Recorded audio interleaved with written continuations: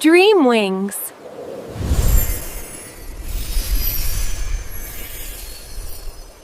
एक पुराने दौर की बात है।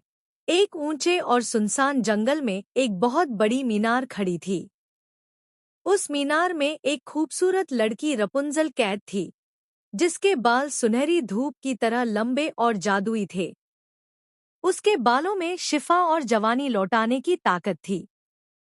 रपुंजल को कभी बाहर की दुनिया देखने नहीं दी गई थी। वह सिर्फ खिड़की से नीचे झांककर यह सोचती कि इस मीनार से बाहर की दुनिया कैसी होगी। एक दिन किस्मत ने करवट बदली।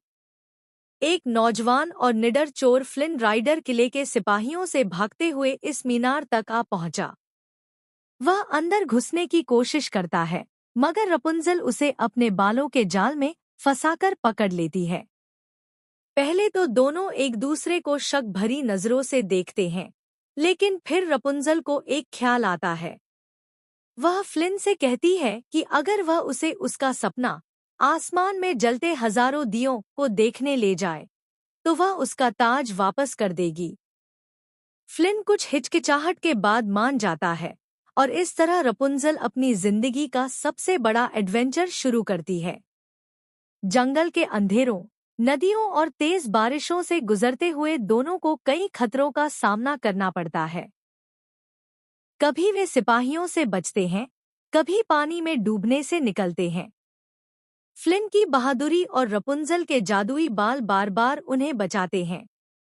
वक्त के साथ दोनों के बीच दोस्ती और भरोसा गहरा हो जाता है। रपुंजल, जो पहले डरपोक और कैदी थी, अब बहादुर और आजाद महसूस करने लगती है।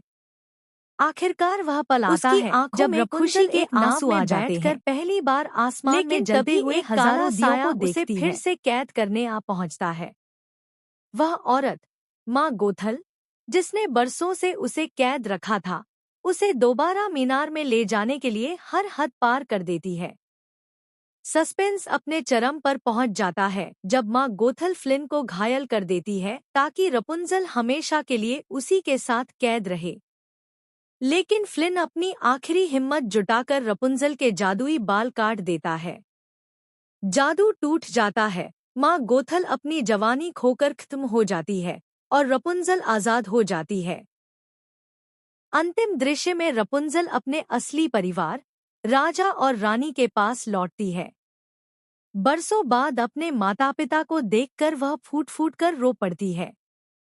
पूरा किला जश्न में डूब जाता है और रपुंजल आखिरकार एक आजाद और खुशहाल जिंदगी जीने लगती है।